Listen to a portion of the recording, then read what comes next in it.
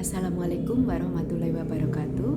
Alhamdulillah pada pagi hari ini kita bisa bertemu kembali dalam keadaan sehat walafiat untuk mengikuti perkuliahan layanan bimbingan kelompok.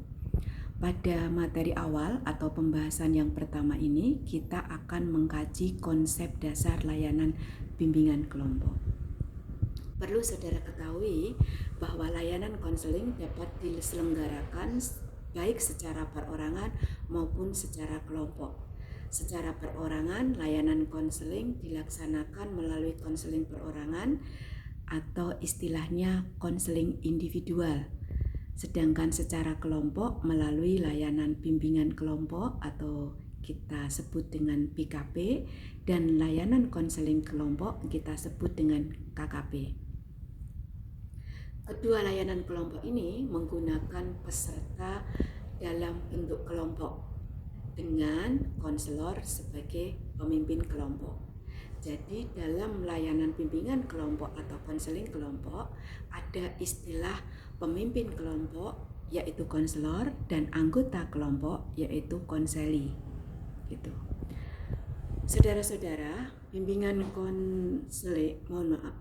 kelompok dan konseling kelompok mengaktifkan dinamika kelompok untuk membahas berbagai hal yang berguna bagi pengembangan pribadi dan pemecahan masalah individu yang menjadi peserta kegiatan kelompok. Jadi bisa dikatakan bahwa dinamika kelompok ini adalah kekuatan dalam layanan bimbingan kelompok dan konseling kelompok. Dinamika kelompok ini adalah rodanya bimbingan kelompok. Kenapa disebut sebagai rodanya?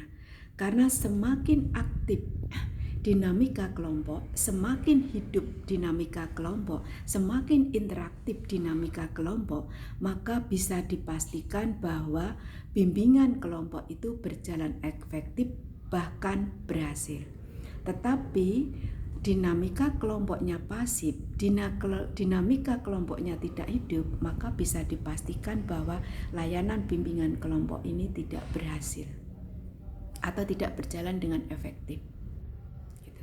Jadi roda kekuatan dalam bimbingan kelompok atau konseling kelompok itu adalah dinamika kelompok. Jadi sebenarnya apa toh dinamika kelompok itu? Dinamika kelompok itu adalah suasana yang hidup yang